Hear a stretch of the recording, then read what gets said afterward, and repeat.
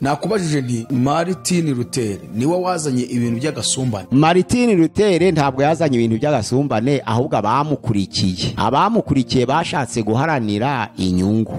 Abantu bahembwe kimwe nta shari ryahaba, ikibazo ni imitungo. Ico bapfuye noneho wakumva ushaka nawe guhembwa ugatangiza iryawe kandi ukayabona, noneho bihinduka ikintu cyitwa business mu murimo w'Imana, ryatorero rihinduka isoko. Ubundi ari amasakaramentu abagatulika bari bafite bayitaga imihango y'itorero. Hari umuhango w'ubukwe, hakaba umuhango w'ubusaseridoti, hakaba umuhango wo gukomezwa, hakaba umuhango wa penitensiya, hakaba umuhango w'igaburo ryera, hakaba umuhango wo gusiga kw'abarwayi, hakaba n'umubatizo. Hanyuma kuki umuhango w'ubukwe atawushyizemo kandi Yesu yarabutashye Kana i Galilaya? Oya, Yesu yatashe umuhango se arongora ngo atanga urugero ngo abantu bose bazarongore nkawe, nko gukomezwa bakabona ko nta gaciro bifite. Umuntu akomezwa n'ijambo no kumenya Kristo. Watweretse ko Katolike babatiza ku gahanga. Yego. None gushatse kutubwira ngo ababatiza ku gahanga ntago baba babatije, cyangwa ababatizwa ku gahanga ntibaba babatijwe? Bakoze ikimenyetso ahubwo bacita izina ububatizo, ariko ari ikimenyetso kitari umubatizo. None kubera iki Anglikani n'abo Methodist bayemera yose, kuki badahitamo kimwe? Ho nta kindi kibazo ubwo gihari? Hari igihe Imana yebera umuntu utibijwe. Abantu banga kwibiza mu mazi bagashira ikimenyetso mu gahanga n'ubwibone, abandi ni ukudaha agaciro umuhango wa Kristo Yesu, ntibaho agaciro. Bo imihango yose bayikora nkaho muri Anglikani cyangwa abo mu Methodist uri kuvuga,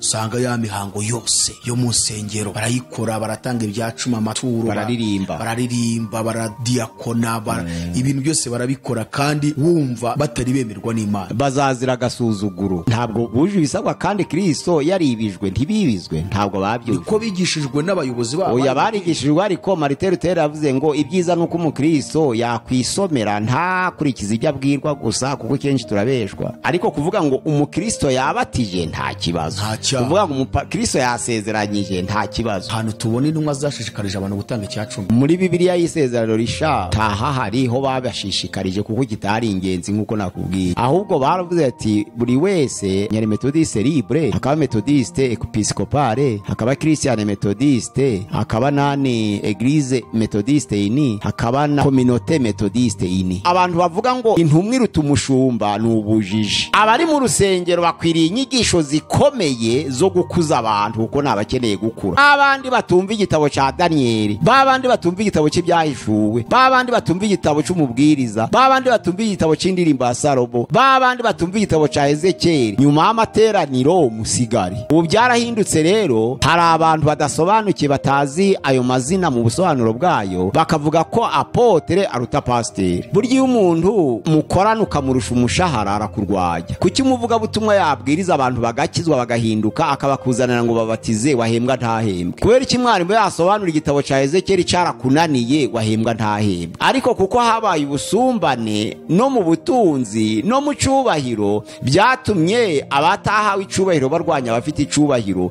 n'abafite icubahiro barabanga. Katolike rishobora gusobanura umunyakuri. Iyo nguye ngo ça n'est pas catholique, bivuga ngo nta kuri kuri mu by'uvuga. Katolike bishobora kuvuga itorero ryemewe n'amahanga yose ku isi. Ubwo ni universel. Katolike bisobanura universel, ryemewe mu mahanga yose. Calvin aravuga ngo umukristo wizeye nta kindi abasabwa imbere y'Imana. Martin Luther aravuga ati imbuto ni ingenzi, kuko Yohana Umubatiza aravuze ngo mwere imbuto zikwiriye abihannye. Nta kindi cagaragaza ko umuntu yihannye ni mu mirimo akora. Ntibahumva kimwe, nizo mpamvu Calvin yagumanye ab'ubuntu, noneho Luther agumana bariteriye batsindishirizwa no kwizera, ariko kwa kwizera kukabyara imbuto. Ariko Calvin aravuga ati ntaco dusabwa icari cyo cyose, ahubwo dutsindishirizwa n'ubuntu ibiduhereye ubusa, kandi ntaco dusaba ngo tunabumbatire kagakiza. Amazi twibizwamo ntabwo ari ayo gukuraho ico ry'umubiri, ahubwo ni indahiro. Ati rero ubwo ari indahiro, nayo mu gahanga yaba indahiro nta kibazo. Zwingiri yemera umuhango wo gushira amazi mu gahanga, kandi batangiranye barwanya Katolicisme bose. Ubwo rero amacakubiri abatangiye aravutse.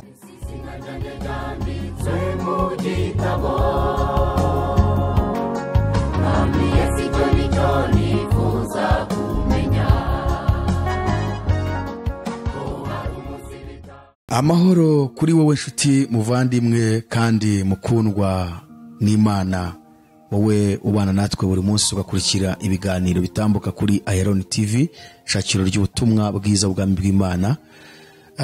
turagusuhuje kubwa neza aho uri kandi uhabonera umugisha w'Imana, uhabonera ibyiza byinshi bituruka ku mwami Imana. Turagarutse rero uyu munsi mu kiganiro cyacu Menya Nibi, aho turi kuganira ku bintu 10 bigize doctrine cyangwa se inyigisho nyazo, inyigisho shingiro zubakiye ku ijambo ry'Imana cyangwa se zubakiye ku bwami bw'Imana. Tukaba rero tugeze ku cya 9. Cya 9 ni ikihe pasiteri? Itorero bita ecclesiology. Itorero. Ngira ngo ubushize ubwo duheruka waratwigishije, ndafashwa cyane, ndavuganire reka dusubikira ngaha tuzasubukure. Twaturigeze watubwiye ibintu 7 bigize itorero ku kagingo ka 9. Ni ibihe? Ubusobanuro bw'izina. Itorero. Ngingo ya 2, abayoboke b'itorero, amazina Bibiliya ibita. Ingingo ya 3 twavuze itorero muri rusangi, amazina yaryo Bibiliya yemera. 4 turi ku buzima bw'abanyetorero. Noneho aho niho twasoreje, aho wari utangiye kuvuga ubuzima bw'abanyetorero. Nari ntangiye, reka dukomereza aho ngaho. Gute itorero mu buzima rikwiye kubaho, niki twakora kugira ngo itorero riye mu murongo? Nabanje gusoma ibyakoze n'intumwa 2 umurongo wa 40 kugeza 43, batubwira uko bifataga, uko basangiraga ijambo ry'Imana, bakinjira mu cyumba cy'amasengesho bagasenga, barangiza gusenga bagasangira ibyo kurya biturutse iwawe muhira, ndetse bakagaba n'umutsima bakamanyagura. Ni igihe cy'igaburo ryera, ndetse mu gihe cy'igaburo ryera habanzaga ikintu cyitwa repa agape, nuvuga ngo ibyo kurya by'urukundo. Nibyo byabanzaga, bavuga ati tugiye ku gaburo ryera ariko hari abashonje, none tumanze twakemura ikibazo c'inzara tubone kuja ku gaburo ry'umubiri wa Kristo Yesu. Barabikoraga. Noneho rero impamvu nyamukuru ituma tuja ku rusengero, abantu benshi barabyitiranya. Abantu babibwira ko impamvu nyamukuru ari ukuririmba, tugasenga, tugasoma ijambo ry'Imana, tugatanga icya 10 n'amaturo, bakabyita impamvu nyamukuru. Ntabwo ariyo mpamvu nyamukuru y'itorero. Impamvu nyamukuru y'itorero ahubwo iyo tugiye guterana, bita guterana kwera, aba ari ukugira ngo dukeburane, nuvuga ngo dufashanye mu buryo bw'umwuka mu buyobozi, noneho dufashanye mu buryo bwa materiyere, umubiri, tumenye abakene bari hagati yacu, tumenye abafite ibibazo by'uburwayi, noneho hakabona kubaho ikintu cyitwa adoration, kuramya.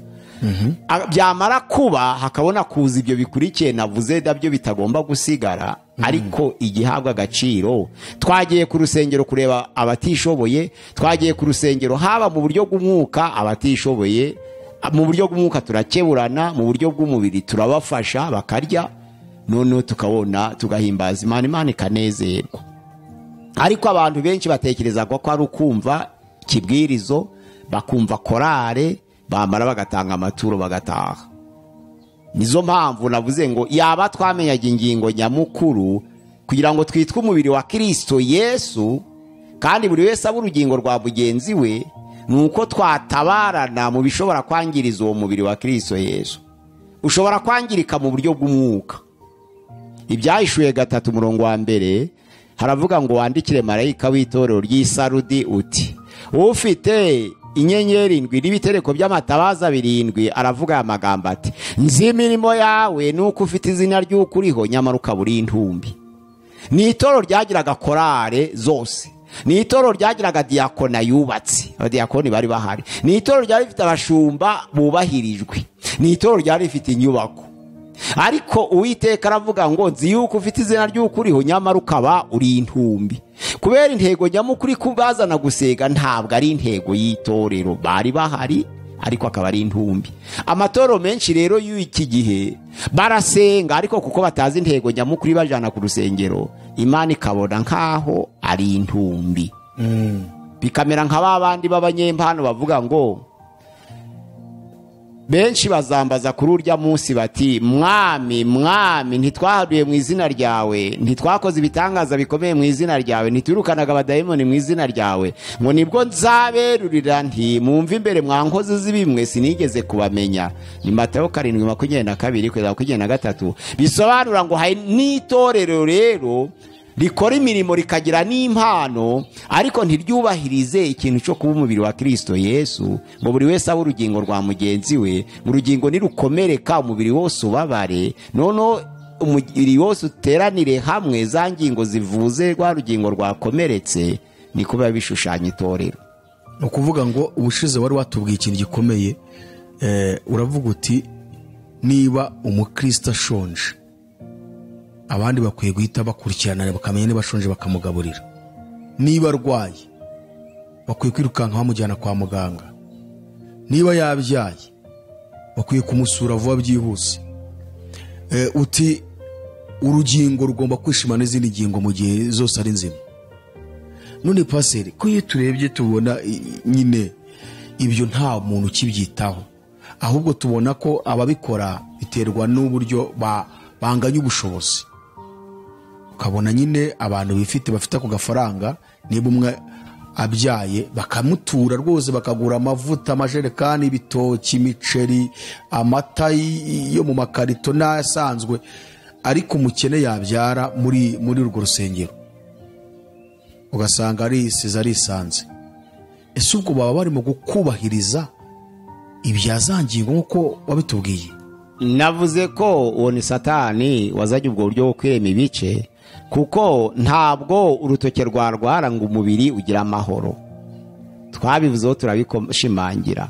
Rero ibice byaje mu itorero by'uko umuntu ahura n'ikibazo, yaba ari umukire hakaza abakene gusa, yaba ari umukene hakaboneka abakene gusa, yaba ari umuntu ufite akazi hakaza abafite akazi gusa, ni imirimo ya Satani. Iyo abantu bose basenga ni ingingo z'umubiri umwe, ntabwo ari ingingo zitandukanye. Ntabwo rero inono ryababara ngo uvuge ngo ugutwi kuranezerwa. Ntabwo umutwe wakwishima, iyo umutwe wishimye niho bituma n'ibirenge nabyo byishima. Noneho rero mukamujuje cya cyifuzo cyo kwitwa mwese ingingo z'umubiri umwe ari wa Kristo Yesu. Ubukire mukabufatanya n'ubukene mukabufatanya, indwara mukayifatanya n'ubuzima mukabufatanya. Bitabaye bityo ntabwo itorero yari rifite ishusho ry'umubiri wa Kristo.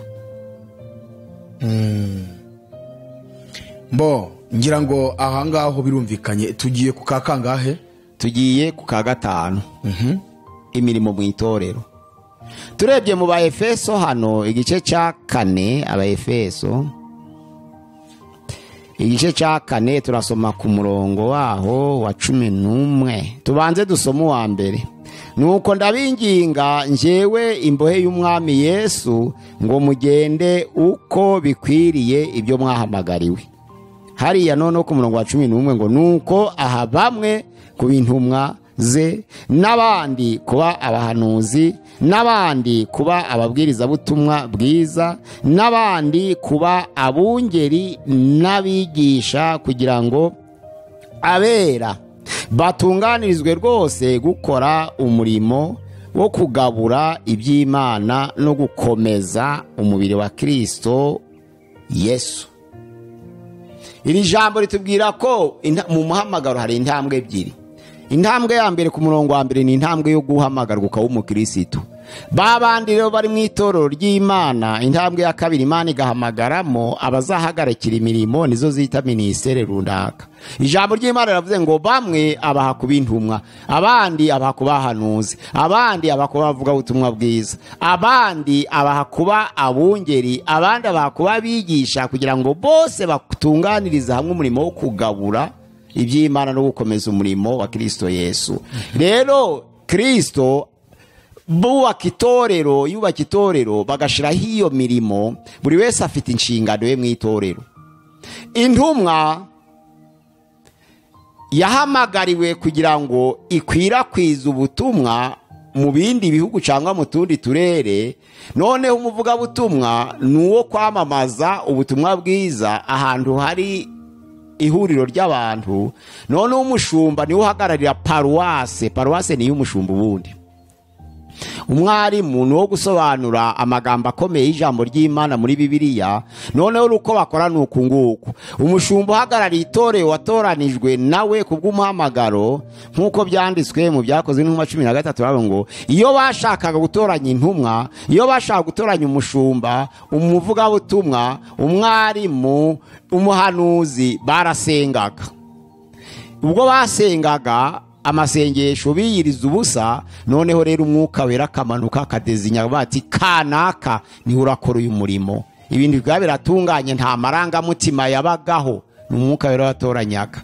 None iyo torero ryubatswe rikaba rifite umushumba, intumwa niyo ishinzwe kumenya ngo kwagura itorero biratangirira he. Ese turijane muri Kongo, ese turijane mu Buganda, ese turijane muri Tanzania, ese tuje muri Kirehe tutarabwiriza ubutumwa bwiza. Uwo ni umurimo w'intumwa, ni ugukora umushinga w'ikwirakinya Methodiste Libre. Rero ni intumwa yabihamagariwe.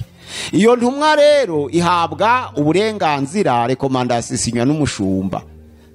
Ni ukuvuga ngo abantu bavuga ngo intumwa iruta umushumba ni ubujiji, ariko umushumba niwe nyiri itorero urihagarariye, nubwo buri wese agira inshingano ye. Umuhanuzi nawe inshingano afite ntabwo ari yo kubwiriza mu rusengero, oya. Umuhanuzi igihe cy'amateraniro baravuga bati babandi babonekerwa, babandi barota, babandi berekwa, babandi bahishurirwa, babandi ubutumwa buva ku Mana bwaza mu buhanuzi, bwaza mu nyandiko. Musange umuhanuzi nyuma y'amateraniro, mu musange ahantu ababwira iby'izo nzozi n'iryo bonekerwa n'iryo hishurirwa. Niwo muri mu muhanuzi ashinzwe. Ashobora kubwiriza mu rusengero, ubu byarahindutse rero, nuvuga ngo akabwiriza kubera umushumba mudereze ati uyu munsi simpari, uvugi ijambo kuko ntabonetse. Ariko inshingano yo kubwiriza, inshingano yo kubatiza, inshingano yo gusezeranya, inshingano yo gutanga igaburo ni iby'umushumba. Bigakora undi yabaye derege. Urumva ko umuhanuzi ibyo ashinzwe hari inzozi n'amayerekwa, nibyo ashinzwe kuyobora no gusuperviza. Intumwa ishinzwe gukwirakwiza. Umuvugabutumwa nawe ntabwo yemereye kubwiriza mu rusengero, kuko umuvugabutumwa bisobanura ngo abwiriza batarahinduka. Abari mu rusengero bakwiriye inyigisho zikomeye zo gukuza abantu kuko nabakeneye gukura. Naho umuvugabutumwa ni uwo kubyara, agahereza umushumba, umushumba akarera. Baravuga rero umuvugabutumwa bati inshingano ye rero, hari centre commerciale hariya iri abasinzi, iri abasambanyi, nyuma y'amateraniro korari runaka ntimugiraho muja muraherekeza umuvugabutumwa kuri centre commerciale ahavugira ijambo ry'Imana rihindura ry'imbaraga abemera. Noneho azatangira raporo babashire mu ciciro cyo kubatizwa, babatizwe n'umushumba. Nawe yabwiriza mu rusengero yabaye derege, ariko ntabwo ari inshingano ye. Umwarimu rero baravuga bati babandi batumva igitabo ca Danieli, babandi batumva igitabo cy'ibyahishuwe, babandi batumva igitabo cy'umubwiriza, babandi batumva igitabo cy'indirimbo ya Salomo, babandi batumva igitabo ca Ezekiel, nyuma y'amateraniro musigari. Mwarimu arahari, mububaza ibibazo by'ibyo bitabo, mukore gahunda yabyo. Umwarimu ntabwo ari uwo kubwiriza mu rusengero, yabikora yabaye derege n'ubundi n'umushumba wenda arwaye, ariko iby'urusengero bireba umuntu witwa umushumba. Abakuru b'itorero rero ntabwo ari ministeri. Abakuru b'itorero ni umuntu watoranijwe ushinzwe disipurine mu itorero, akaba hamaze igihe kirekire, akaba asobanukiwe n'umuco w'ako karere. Bakamubwira bati uje uratubwira abantu banze kuva ku nzoga, babandi basambana rwihishwe, babandi bakora ibi rwihishwe. Ni ukuvuga ngo umukuru w'itorero mu Badivantisi icyo akora, ashinzwe kumenya abarya ingurube rwihishwa, ashinzwe kumenya abakora ku isabato rwihishwa, ashinzwe kumenya abanywa ikawa rwihishwa. Naho umukuru w'itorero muri ADPR ashinzwe kumenya abambara ipantaro rwihishwa, ashinzwe kumenya abadefuriza rwihishwa, ashinzwe kumenya abanywa inzoga rwihishwa, kuko yahavukiye akaba yarahakuriye, akabaza umuco waho. Niyo ushobora no kurwanya umuco. Umukuru w'itorero avuye ahandi, wenda yavuye aho batarya ingurube none agiye kuyobora aho barya ingurube kandi ashinzwe disipurine ashobora kuyikoraho bikaba ikibazo. Ariko za minisiteri zatoranijwe ni ntumwa, ni umuhanuzi, ni umuvugabutumwa, ni umwungeri, ni umwarimu ariwe bita umwigisha, naho umukuru w'itorero akaba ashinzwe disipurine. Birababaza cyane yose umukuru w'itorero kuvuga ngo abadiyakoni ngo nibo batanga raporo y'abantu badefurije rwihishwa cyangwa bambaye amapantaro. Ntabwo bitangwa n'abadiyakoni, Bibiliya ni claire.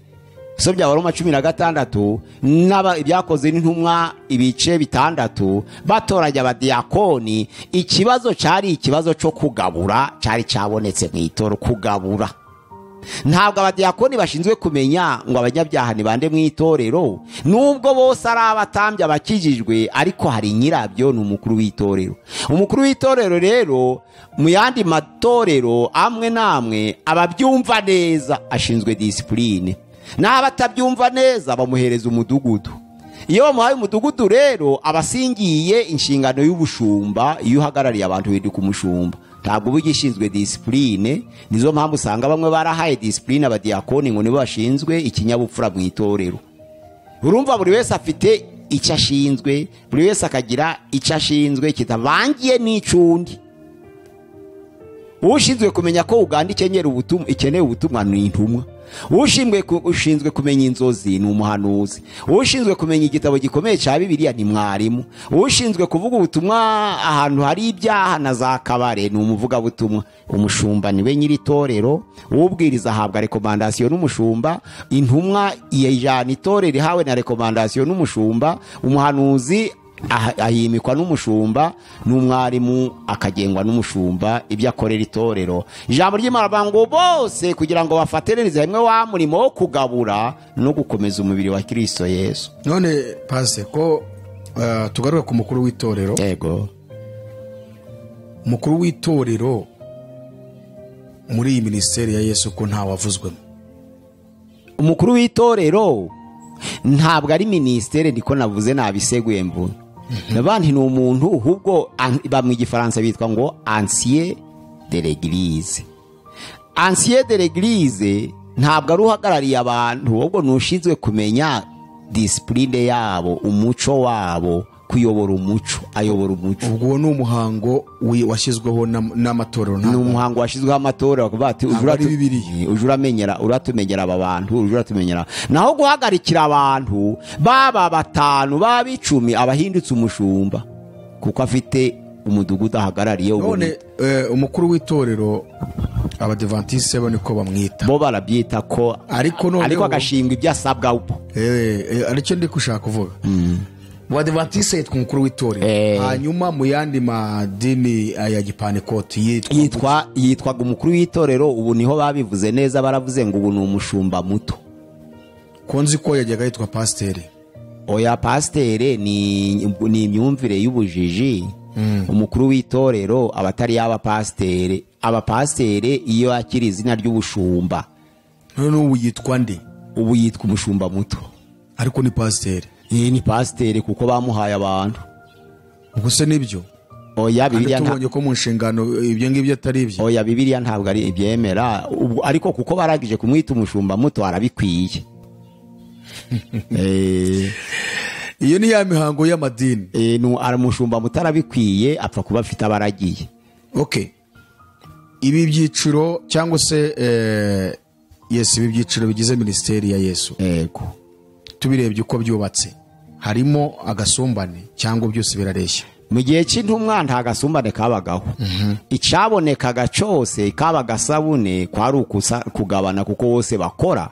Ntabwo ubwiriza gukomeza abakristo mu itorero arutuwihanisha abapagani. Ariko ubwiriza mu rusengero cyangwa uyihanisha abapagani nawe nta rutusobanura ijambo ry'Imana. Uhadura nawe arebera itorero kugira ngo ridahutara. Niba hari icorezo kigiye kuza cyangwa ibiza, umuhanuzi ashobora kuvuga ati hagiye kuba umutingito, uzaritura amazu. Si ingenzi se kugira ngo abakristo bategure uko bazabyifatamo? Umuhanuzi ashobora kuvuga ati ibirunga bigiye kwaka, haba ikirumbo. Ni ingenzi kugira ngo bamenye uko bazabyifatamo. Umuhanuzi ashobora kuvuga ati hagiye kuba umwuzure, imvura igiye kugwa yo gusenya amazu n'imyaka bigatemba. Ni ingenzi kugira ngo abakristo babone uko bazabyifatamo, ariko ntihagire uvogera ministere y'undi. Ni ukuvuga ngo gahunda y'urusengero ikabizwi ko ireba umushumba, bigakora undi wese ari uko yabaye derege. Aho ni mu gihe cy'intumwa cyangwa uri mu gihe cy'intumwa. Ubu byarahindutse rero, hari abantu badasobanukiye batazi ayo mazina mu busobanuro bwayo, bakavuga ko apotre aruta pasiteri. Intumwa nyine. Yego. Oya, apotre yambutse ubutumwa haba muri Amerika, ahawe uburenganzira kuri rekomandasiyo ahubwo ya pasiteri, kuko ari uhagarariye itorero kandi abatumwaga bose. Ijambo ry'Imana byakoze n'umwa 13 ravuga ngo mu itorero ryo mu Antiyokiya hari intumwa n'abahanuzi. Urumva batodaguye amazina, baravuga ngo muntoranirize Paulo na Barinaba maze mbohereze mu murimo nabatoranirije gukora. Urumva hari intumwa n'abahanuzi mu itorero, ariko rekomandasiyo itangwa na pasiteri, kuko pasiteri si ugenda, habwa umushumba nuwo kubaho. Ariko abandi bose baragenda, uretse mwarimu wo gukomeza abera basobanura ibyanditswe byera bikomeye nka dogiteri, ariko abandi ni abagenzi. Ndagira ngo dutandukanyirize uburyo uyu munsi bigiye birimo intera, kandi twabonye ko buri wese afite ministeri Imana amushyizemo kandi badakwiriye gusumbana. Ariko muri uyu munsi iyo urebye ubona nk'uko bivuze habanza intumwa, herekana ko intumwa ari umuntu udakorwa w'ikirenga, hakaza umuhanuzi, mbega ni esikariye, no kuva hasi wurira kandi ugera hejuru, hakaza umubwiriza butumwa bwiza, akakurikiraho umwungeri, umwigisha akaza ari uwanyuma. Ariko tugiye kureba muri iki gihe ngiye uko mbibona, mbona intumwa niwe muntu uri kibamba. Umuhanuzi ni umuntu ubona yemerwa n'abantu batandukanye hirya iyo bamushaka, ariko muri wa mubumbe w'itorero ku rusengero, muri ministere ntabwazwe, ntahabwa agaciro. Nawe akaza noneho rero umubwiriza butumwa we ni umuntu ari n'igihe bamufata nk'umuntu w'umusazi. Oya, ni mayibobo, ni mayibobo yaho y'inzererezi yirirwa ivuga ubutumwa no mu muhanda, nta gaciro agira. Noneho waza ku mwungeri nawe akaza ari kibamba uyoboye rwa rusengero, uvuga uti ngewe ibi byose nigiye wemere kubikora nibi ndakura mu nshaka nshire nshaka. Haza umwigisha nawe nta gaciro afite, wewe mufatanye nk'umuntu biyambaza aho ngaho ugira ibyo asobanura, none ugasanga banamurwanya bitewe nuko hari ibyo avuga bisenya ibyo bubatse. None paze urumva ibintu ugiye kudusobanurira ko numva uyu munsi ukuntu byubatse nta hantu bihuriye n'itorero ryo mu gihe kimwe. Intandaro y'intambara ndayivuga nkomeje, nuko barusatwanwe haba mu cubahiro haba mu butunzi. Burya umuntu mukorana ukamurusha umushahara arakurwanya. Kuki umuvuga butumwa yabwiriza abantu bagakizwa bagahinduka, akabakuzanira ngo babatize, wahembwa ntahembwe? Kubera iki mwarimu yasobanura igitabo cya Ezekiel cyarakunaniye, wahembwa ntahembwe? Kubera iki umuhanuzi yatubwira ibiza ngo dutegure tubone uko tuzahangana nabyo, wahembwa ntahembwe? Muri za ministere rero zabaga zubatse ku buryo kiraboneka ari icya bose, ariko kuko habaye ubusumbane no mu butunzi no mu cubahiro, byatumye abatahawe icubahiro barwanya abafite icubahiro, n'abafite icubahiro barabanga. Inkomoko yakomotse, nta mushumba wari ukwiye kwanga intumwa, nta n'intumwa yari ikwiye kwanga umuvuga butumwa, nta n'umwarimu wari ukwiriye guhigwa na paseri, nta n'umwarimu wari ukwiye kwanga umuvuga butumwa. Bose ijambo ry'Imana ravuga ngo bafataniriza hamwe kugabura iby'Imana. Yaba ujana itorero mu mahanga aragabura, yaba ujana uja ku kabare aragabura, yaba uwigisha igitabo gikomeye aragabura, yaba ubwiriza mu rusengero aragabura, yaba utubwira ibiza tukabitegura aragabura.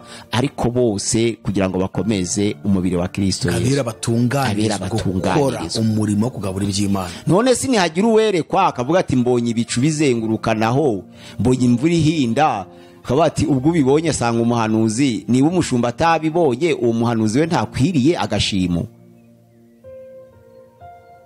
None ndagira ngo ukidusobanureho ese ubundi ibi bintu by'agasumbane byaje ryari kandi tubona intumwa zo byari ibintu by'agasumbane byaje mu gihe cya katolisisime, ariho izina gatolika ritangiye kubaho muri 380 niho iryo jambo ryabaye katolisisime.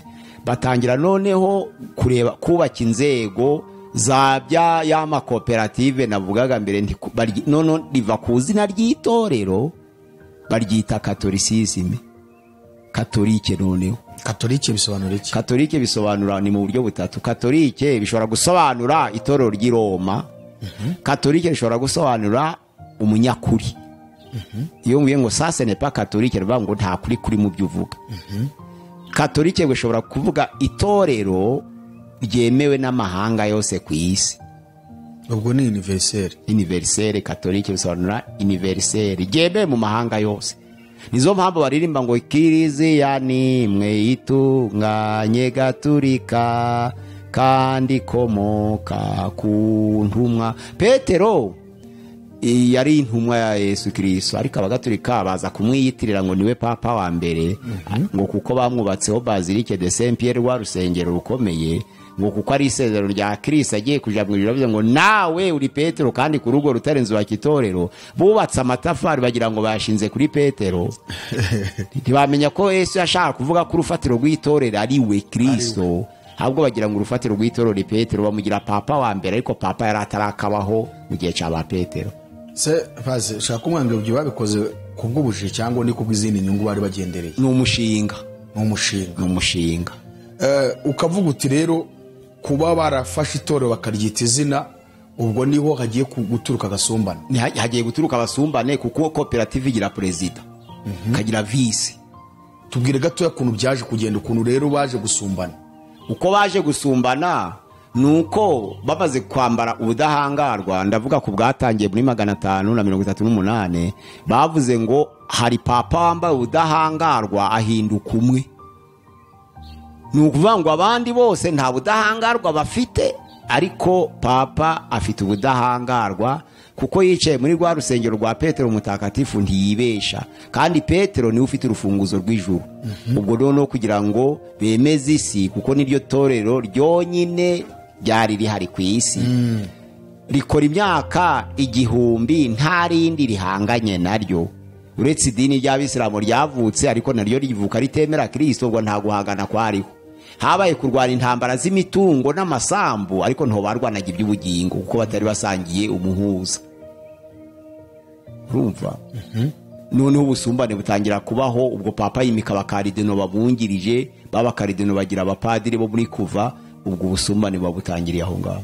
Kubera iki ibi bintu se byavuye muri katolike bikaza mu madini ya giprotestani? Na Martin Luther mu 1517 asohoka arwanya katolike cyangwa inyigisho za Roma, nawe yaba yarakomeje uyu murongo wo gusumbanisha.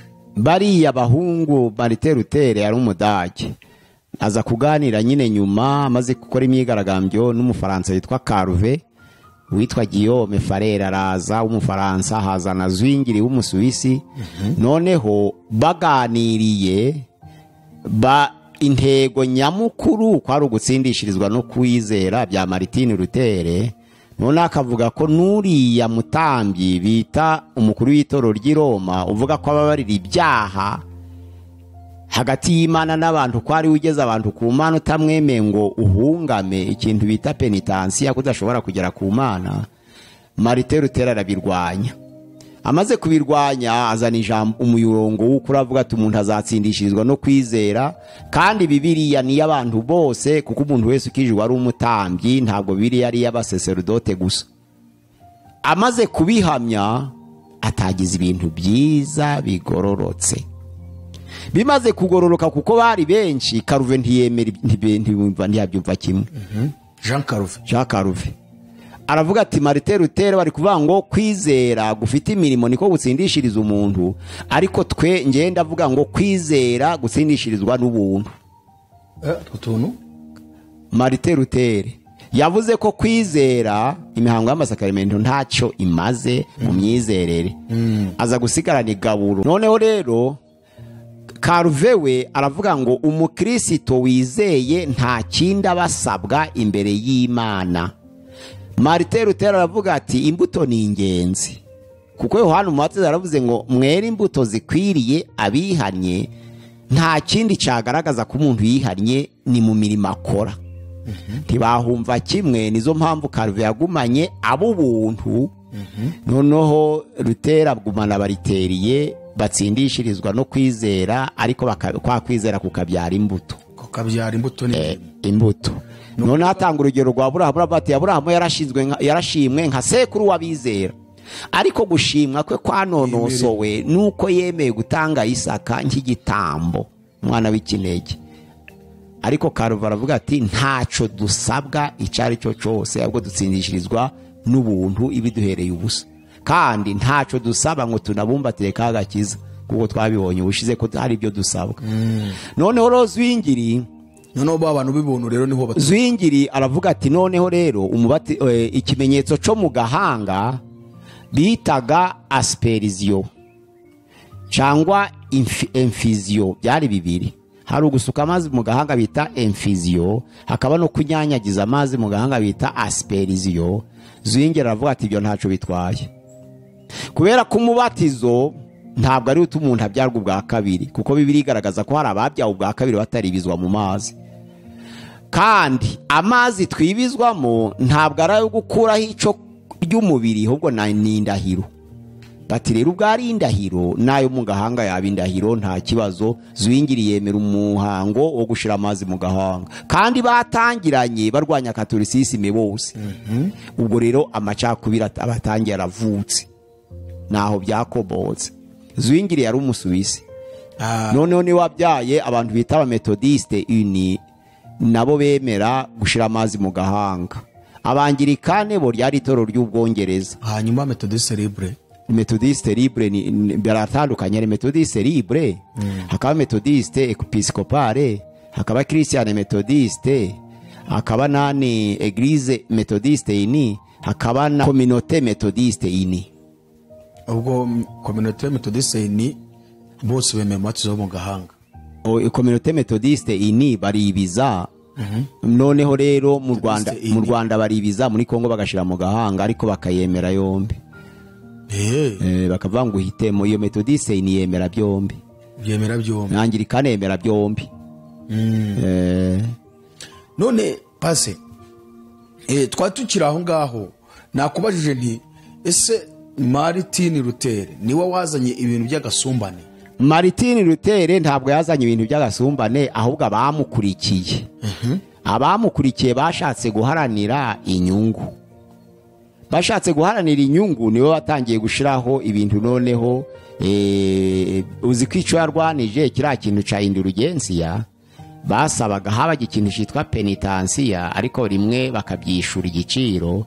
Haza indulgensia noneho yo gutanga iciro c'ibyaha. Byose byakorwaga mu mitungo, mu mafaranga. Martin Luther arabirwanya. Amaze kubirwanya noneho atunganya itorero, ariho umurongo, ariko amaze gupfa abamukurikiye barongera barabizura, bakusubizaho amaturo yo nta kibazo, kuko abakene bahoraho. N'icacumi nta kibazo, kuko abayobozi bahoraho. Ariko imikoreshereze yatanzwe n'itorero ry'intumwa irahinduka. Imikoreshereze yakozwe n'icacumi ndabigeraho irahinduka. Izo mpamvu zira za ministeri hamaze kuba ubusumbane, bamwe yahembwa abandi badahemba, habamwe amashari. Bamwe bajya gushinga yabo. Abantu bahembwe kimwe nta shari ryahaba. Ikibazo ni imitungo, nico bapfuye. Noneho wakumva ushaka nawe guhembwa ugatangiza iryawe kandi ukayabona. Noneho bihinduka ikintu cyitwa business mu murimo w'Imana, ryatorero rihinduka isoko, naho byakomotse. Okay, noneho rero twagiye ku kandi tugeze ku kakangahe? Ubwo tugeze noneho ku mihango y'itorero. Imihango y'itorero ubundi ari amasakramento abagatulika bari bafite, bayitaga imihango y'itorero. Hari umuhango w'ubukwe, hakaba umuhango w'ubusaserdoti, hakaba umuhango wo gukomezwa, hakaba umuhango wa penitensia, hakaba umuhango w'igaburo ryera, hakaba umuhango wo gusiga kw'abarwayi, hakaba n'umubatizo. Arindwi. Martin Luther amaze kwigaragambya baramuca muri 1521 niho bamuciye. Aciwe na papa wari uhari icyo gihe witwa Leo wa 10. Amaze kumuca rero niho atangije uko yaravuga ngo dusigaje abiri ngo yemewe na Kristo nabiri. Umuhango w'igaburo ryera iyo akaba ari Eucharistie Gatolika, hakaba n'umuhango w'umubatizo w'amazi. Ukuri cyangwa ni kinyoma nawe? Ntabwo ari ikinyoma. Iyo mihango Kristo yarayidusezeraniye, yaravuze ngo uwizera akabatizwa azakizwa, ariko utizera azacirwaho iteka.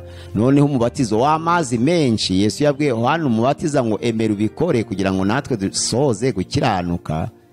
Noneho igaburo ryera Yesu yaravuze ngo muje mugira mutya kugira ngo munyibuke kugeza igihe nzazira. Hanyuma kuki umuhango wo kwatawushyizemo kandi Yesu yarabutashye kana i Galilaya? Oya, Yesu yatashe umuhango se arongora ngo atange urugero ngo abantu bose bazarongore nkawe? Ariko yabohesheje agaciro arabutaha. Yabohesheje agaciro, n'ubu kurongora izo mpamvu atari icyaha. Si icyaha, ariko ndavuga ko kigira umuhango w'itorero, kandi kitari umuhango w'itorero ntabwo ari igitutsi. Ubukwe burahari, abantu bose bararongora uko bashaka. Ndavuga ko yo Martin Luther atawushyizemo, ariko amadini iki gihe yarawufashe nawe yawushyizemo. Ubukwe oya, ubukwe ni umuhango w'itorero, ariko ikomeye ni igaburo n'umubatizo, kuko ni ikwiranye gutangwa n'abasaserudote. Urabona igaburo nani Yesu Kristo yatanze igaburo, kandi aduha isezerano yo kujya dukora dutya kugira ngo tumwibuke. Yesu arabatizwa kugira ngo tugere ikirenge muce, avuga ko kugira ngo tuzasoze gukiranuka natwe tugomba kwemera umubatizo w'amazi. Ariko Yesu ntabwo yakoze ubukwe, ariko arabwemera. Hanyuma ni ukuvuga ngo asigaza amasakaramentu abiri. Noneho bayita imihango ikomeye y'itorero.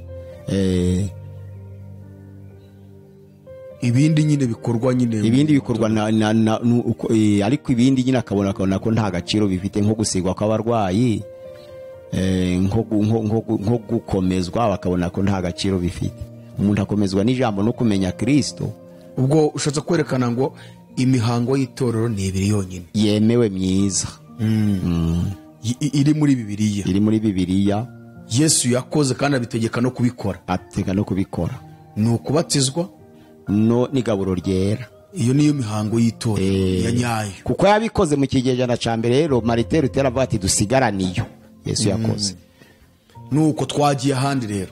Ubwo noneho rero iyo mihango mu itorero bakora n'ibindi biza gusa n'imihango, ariko igaburo ryera riremewe, riratangwa kuko biri nk'uko bikwiye. Umubatizo urakorwa nk'uko bikwiye, abantu bakibizwa mu mazi, kuko ijambo mu Kigiriki batistein, ni ukuvuga ngo batizeini, batiste bisobanura ngo kwibizamu. Umuntu rero akoze umuhango utari uwo kwibiza mu mazi ntabwo yabatije. Intambara yabaye mu butayu, abakristo baje impaka kuri icyo kintu. Baravuga bati niba ijambo batizeini risobanura kwibiza mu mazi, none kwari ukwibizamu, kandi hari abafite amata batagira amazi, hari abafite amavuta peteroli batagira amazi.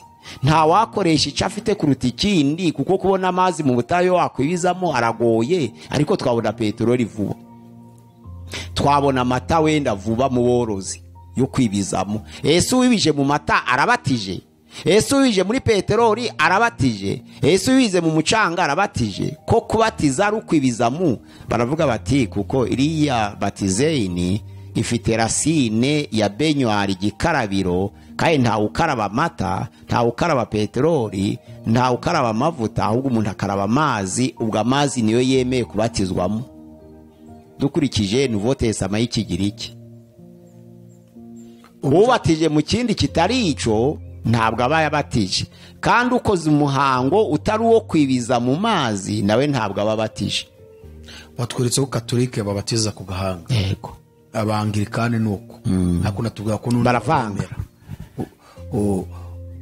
Ubwo ni ukuvuga ngo hari abandi bandi babatiza ku gahanga atari abo gusa. Oya, nakuye ko n'abametodiste babatiza mu gahanga, Eglise Methodiste ini. None gushatse kutubwira ngo ababatiza ku gahanga ntabwo baba babatije, cyangwa ababatizwa ku gahanga ntibaba babatijwe? Ntabwo baba babatijwe, kuko ijambo ry'ikigiriki batizeni risobanura kwibiza mu mazi. Kuko batibije bakoze ikimenyetso, ahubwo bacita izina umubatizo, ariko ari ikimenyetso kitari umubatizo. None kubera iki Anglikani n'abo Methodist bayemera yose, kuki badahitamo kimwe? Ho nta kindi kibazo ngo gihari? Ikibazo kirahari cy'imyumvire, kuko hari igihe Imana yemera umuntu utibijwe. Iyo habaye ibiza abantu bakaba bari guhunga, hari intambara, ntabwo waba uri kwiruka ngo uje gutegura umuhango wo kwibiza abantu. Icyo gihe Imana irebera nk'abakristo kuko batawusuzuguye.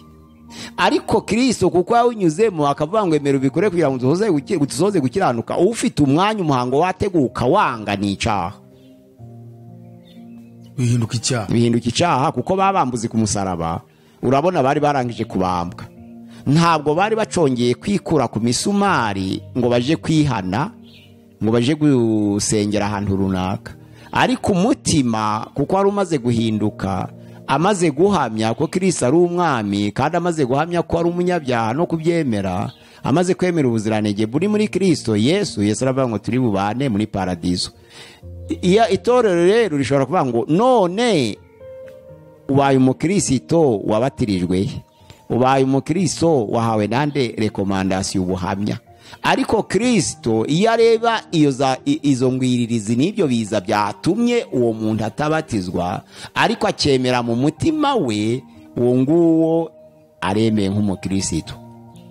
Mu byakozwe n'intumwa ibice 10:44 kugeza 48 habaye impaka hagati y'abanyamahanga n'abayuda bihanye, bavuga ko kubera abanyamahanga badakebwe badakwiye kwibizwa mu mazi ngo n'abayuda bibizwe mu mazi. Cyari ikibazo cy'ububatizo wo kwibiza imbere ya Petero.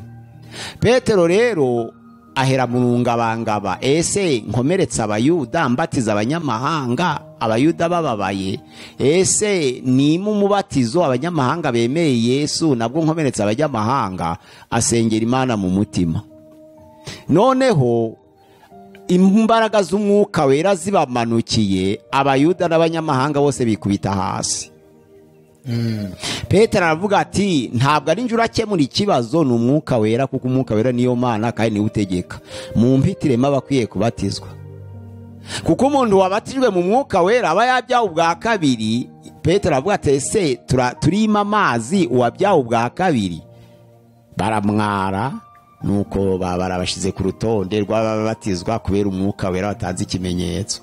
Ariko impaka zo kuvuga ngo umuntu utari umuyuda kubatizwa byari intambara nyine, byo byahozeho byo. Noneho rero abantu banga kwibiza mu mazi bagashira ikimenyetso mu gahanga n'ubwibone. Kuvuga ngo ntaja kwanduza muri ara amazi, bari abantu bose bari kwisuka mu mazi batantera covid cyangwa batantera indi ndwara yanduza, cyangwa se nambara neza sinshaka kwibizwa mu byondo cyangwa mu mazi mabi adasukuye.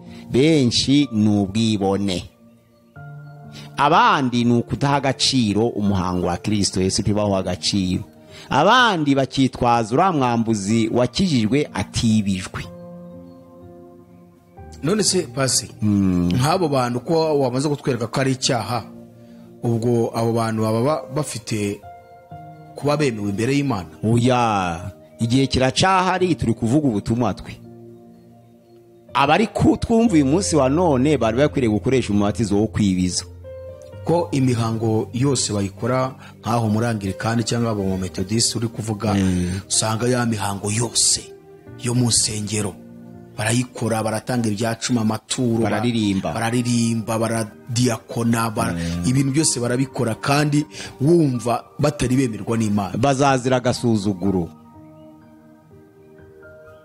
Kubuse bazi ko ngo babirangije, nk'abo bakristo bo bazi ko bujuje ibisabwa muri Bibiliya. Ntabwo bujuje ibisabwa, kandi Kristo yaribijwe ntibibizwe, ntabwo babyumva. Niko bigishijwe n'abayobozi babo. Oya, barigishijwe, ariko Martin Luther yavuze ngo ibyiza nuko umukristo yakwisomera ntakurikiza ibyo abwirwa gusa, kuko kenshi turabeshwa. Kandi n'uwabimubwiye nawe ni umuntu nkawe. Ni umuntu nkawe. Rero baramubwira bati nta kibazo, shira ikimenyetso mu gahanga. Ntiyirirwa araja kureba muri Bibiliya ngo handitswe hate, ariko nta kimenyetso cyo mu gahanga cemerwa nk'umubatizo w'Imana. Okay, twagiye ku kandi. Ngo turangije igaburo, turangije umubatizo, turangije wenda gushingura, turangije wenda gusezeranya ubukwe, ibyo yose ni imihango. Nago turahava. Tugaruke gatoya. Base wagaragaje iyi mihango cyane turi kuri ministeri igize itorero. Ushaka kugaragaza ko hari ibintu byemewe gukorwa na pasiteri, akaba hari abandi batemewe kubikora. Kubera iki washaze kwerekana ko ngo umushumba akwiriye kubatiza, akwiriye gutanga igaburo ryera, akwiriye gusezeranya uko tubibona, ndetse no gushyingura, kuki abandi bo batabyemerewe? Navuze ngo keretse uwo yadereze, nabivuze nabisura inyenda bandi niba adahari ayagize ikibazo ashobora kubwira umukuru umuvuga butumwa ati ubikore, ashobora kubwira ati umwarimu bikore, ashobora kubwira umuhanuzi ati bikore, ashobora kubwira intumwa ati bikore, ariko atari bo bishinzwe mu mirimo y'itorero. Noneho iyo ni imihango y'itorero rero, ntabwo ari doctrine, kubera ko niba adahari undi ashobora kubikora, ntabwo bikwiriye kuba nk'ikintu kigaragaza ko ari icyaha wagikoze. Oya, nuko Kristo muri Petero ya mbere 2:9 havuga ngo iyo umuntu akijijwe yarabyawe ubwa kabiri abahindutse umutambyi. Noneho rero iyo umuntu yatoranijwe kuyobora urusengero, ikitemewe ni ukugira ngo ubikore utabihawe, ariko kuko uri umutambyi wabikora ubihawe. Ubikora utabihawe yakumurwanya. Mbega icyaha ni ukumurwanya. Bala. Ariko kuvuga ngo umukristo yabatije nta kibazo, kuvuga ngo umukristo yasezeranyije nta kibazo. Dushobora guhunga igihe cy'intambara ukibona muri Zimbabwe wegine, nkahita mbasezeranya, uyu ugabwiriza ubutumwa abantu bagakizwa. Ubuse bazaba batarongora, ubuse bazaje bataja kwiga, ubuse uzavuga ngo nzaja kuzana umupasiteri mu Rwanda, newe wahungiye muri Nigeria Uguru kuvanga ahita asezeranya umusore n'umukobwa bakoze w'Imana. Ubutambyi arabyemerewe, ariko yari kwitorero rifite gahunda abaderege n'umushumba. Ubwo bindi biroroganize nyine, biroroganije neza. Kuvuga ngo waba umeze nkaho ugiye kurwanya ubikoze utabihawe. Okay. Nico gusa birumvikana. Hanyuma tujye ku kindi rero. Tugiye noneho ku ngingo y'ubutunzi. Ubutunzi buremeye mu itorero. Umutungo w'itorero. Abenshi bagiye bafata ibikingi akagura umusozi wose. Wa musozi wose ni mwiza, n'Imana iranezerwa ko tuhubaka urusengero. Ariko ikibazo ni uko usanga cyarahindutse igikingi cuzayobora urwo rusengero. Nuvuga ngo ibivamo byose bikaba ari iby'uyobora urwo rusengero, ntibamenye ko ari iby'itorero, kandi ari ibya bose. Ni iby'itorero nk'umubiri wa Kristo. Niba yarahinzemo imbuto nk'abagatulika bakunze gushiramo imbuto y'amapera, amapapayi, iki byose ibyo ni iby'abakristo, si yibye. Noneho niba bahinzemo ibishimbo ni iby'abakristo, si yibye. Ariko icyo gikingi ni ingenzi kuko kiratabara, kigafasha mu bitabara. Icyo gikingi kiremewe. Abafata parisere ni byiza, Imana ibaha umugisha. Ariko ibivamo bamenye uko babijerera itorero. Abantu bose bigabane byose bigabane bose nako bigabane bose ni byiza. Ibikingi abantu bashobora no kubaka ibitimukanwa bakagira butike cyangwa bakagira magaze. Imagaze nuko usanga kuri paruwase hari magaze, ugasanga ahubwo ni butike y'umuyobozi w'iyo paruwase. Ugasanga ntabwo ari butike y'itorero yo gutabara ngo urabo kenera agasabuna azafate, aho ugasanga ni butike y'uwo muyobozi w'itorero bakagura nawe. Nicyo kibazo. Usanga no ku maparuwase bagiye bahinga amatunda n'amanyomoro bagurisha ku kiro, abakristo te nabiyo paruwase bakaza kugura kuri ya manyomoro. Icyo nico kitemewe. Ariko ari ibya itorero biremewe. Ku itorero rikeneye kugira imitungo kuri fita abantu. Abera b'Imana bagasangira, ntihagire umukene uboneka muri bo, kandi hari imitungo. Hari ibigo by'amashuri, hari za banke, ibyo byose bakwiye kubisangira. Ibyo byose bakwiriye umwana w'umukristo niba ikigo ari ic'abagatulika, umwana w'umukristo w'umugatulika ntiyirukanwe ngo yabuze minirivare, kandi bya bikingi by'amanyomoro bihari ni 10 n'amaturo bihari. Hano tubona intumwa zashishikarije abantu gutanga 10. Muri Bibiliya y'isezerano risha hariho babashishikarije kuko kitari ingenzi nkuko nakubwiye.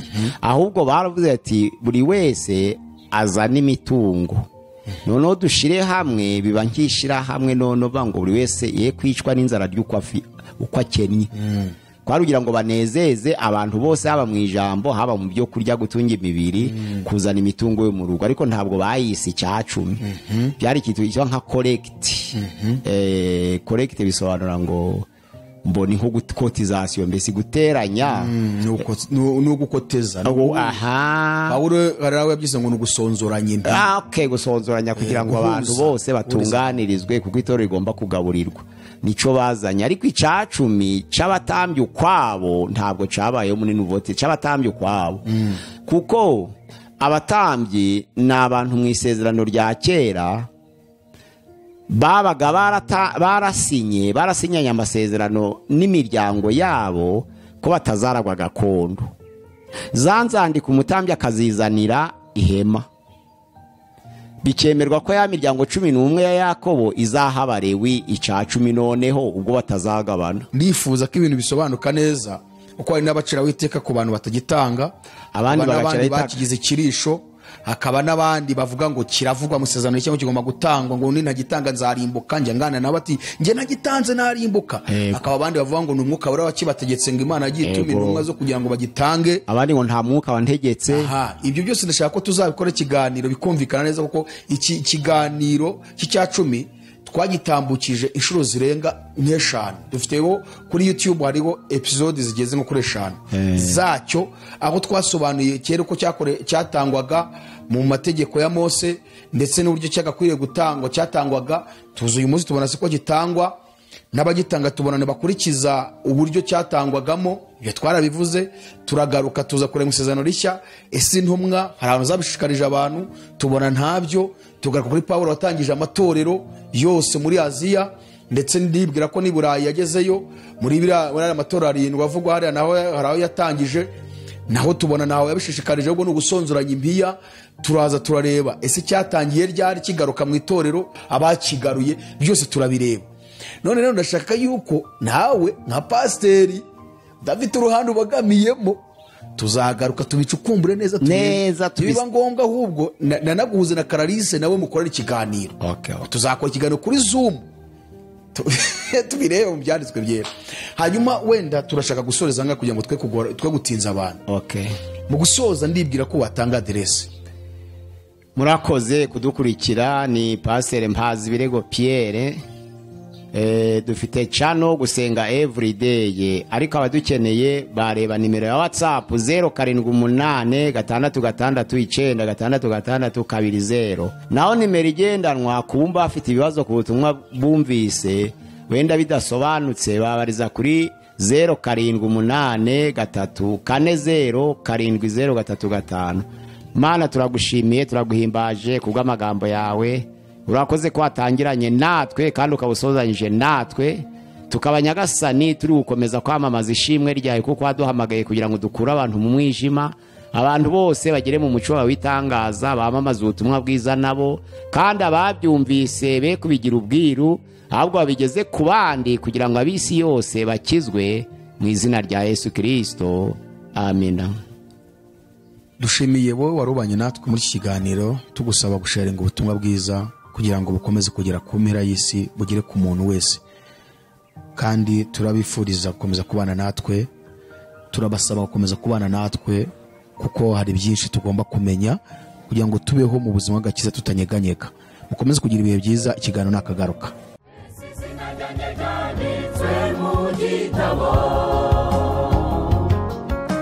Yesu nifuza kubimishurira